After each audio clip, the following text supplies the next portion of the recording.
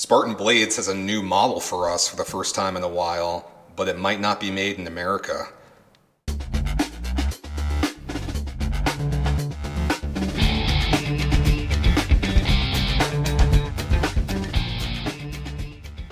Hey YouTube, POV Knives coming at you with another review. Here we have the Spartan Blades Nemec. I'm not really sure. That's the designer's last name. Apparently he's some big shot from overseas. But I will tell you right now, it looks to me like he pretty much ripped off the CRKT CEO. And this is something I've been waiting for somebody to do, to be honest. I like the CEO. It's just a little not as built as well as I would like for knives that I enjoy carrying, we'll put it that way. And this definitely is. I will tell you that I bought this knowing that Spartan Blades makes most of their products in the United States and expecting it to be made in the United States.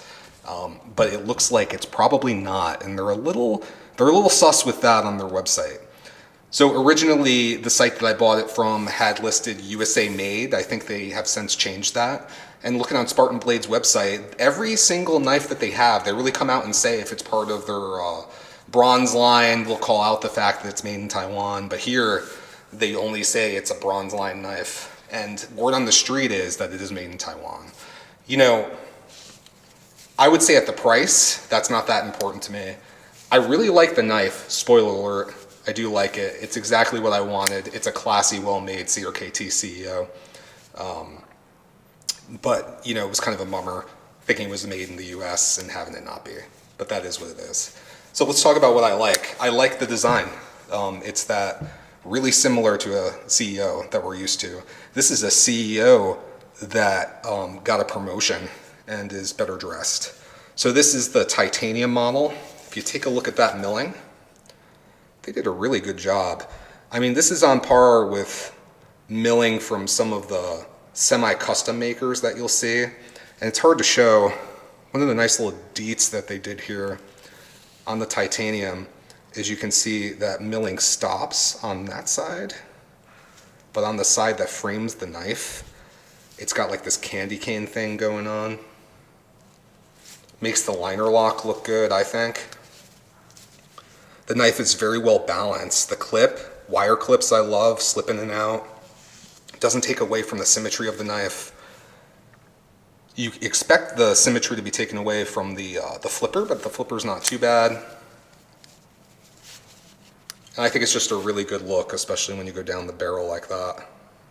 It just looks really nice. It's hard to show on camera, but it's nice and recessed. The blade just tucks in there. Nice rounded spine. The little swedge at the end that is also rounded. There's some complexity there, if you see. Really nice grind, nice and even. A little bit lopsided on the tip, but really not much. I don't even think I can show it on camera. This is a good size knife. We'll do some comparisons. We got your Para 3 right here. Specs are really in line with what I've seen from the CEO. There's a full-size Osborne. And the obligatory bug out we'll put down here. Again, good size knife. Nice and thin. You don't even notice it in the pocket. Really easy to carry. You know, the aim of the CRKT CEO was kind of to be a classy knife. I think this pulls it off while still looking kind of rugged, which I like and I appreciate. Really, really good design. There's one thing I don't like. You know, regardless of whether you get the titanium version like this or the carbon fiber, you're getting really good materials, really solid build quality, S35N blade, everything's really good, and then this backspacer. So not only is it plastic, or at least that's what I think it is, some kind of polymer, but they threw off the symmetry with it. So if you look, you got this beautiful symmetry, right? You got to deal with that because it's a flipper. That I understand. But down here, the way this protrudes in the back, oh, it just irks me. Right there is what I'm talking about. How it just sticks out. but not on that side. It's driving me nuts to the point where I like need to file that guy down.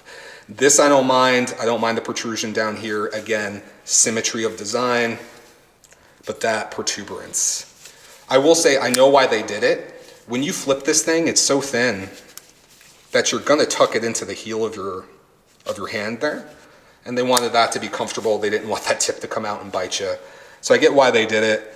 I think a good compromise would have been maybe move it down a little bit, make it a little bit more minimal, or tuck it in rather than extending the hump here. They could have tucked the hump and still giving you that protection for your heel while kind of hiding the fact that it's there.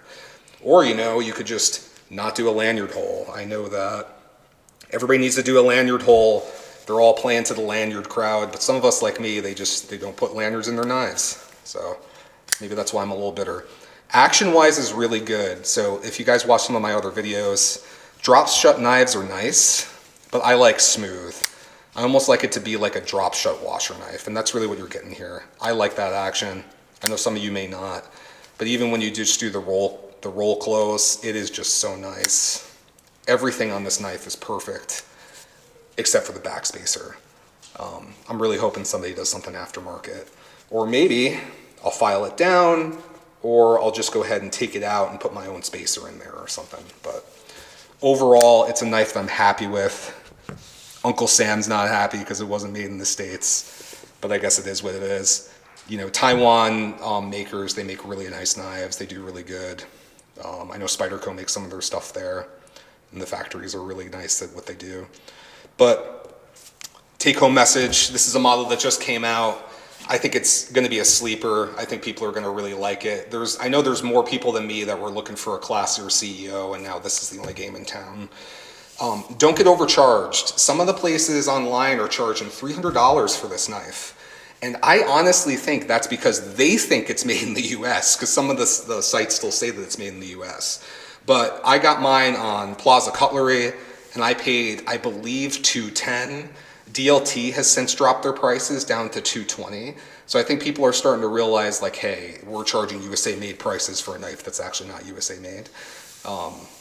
If you look on Spartan Blades website, they're asking $295. Would I pay $295 for this? Absolutely not. You should be nowhere close to $300 on this blade. That's my opinion. All right, that's it. If you guys give me a like and a sub so I can keep bringing you more content, I'll definitely see you in the next video. Check out my shorts, and we'll see you guys later.